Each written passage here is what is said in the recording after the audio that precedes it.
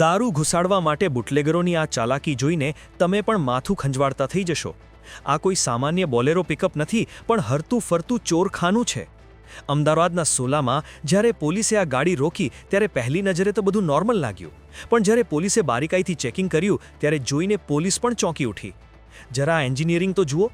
બુટલેગરે કોઈ બોલિવૂડ થ્રિલર મૂવીની જેમ ગાડીની ટ્રોલીમાં ડબલ પતરું લગાવીને ગુપ્ત ખાનું બનાવ્યું હતું। બહારથી લાગે કે ગાડી ખાલી છે, પણ એ લોખંડના પતરાની નીચે વિદેશી દારૂની 225 બોટલો છુપાવેલી હતી। બિલકુલ પુષ્પા ફિલ્મમાં દૂધના ટેન્કર નીચે લાલ ચંદન છુપાવ્યું હોય એવી જ આ ફિલ્મી તરકીબ હતી।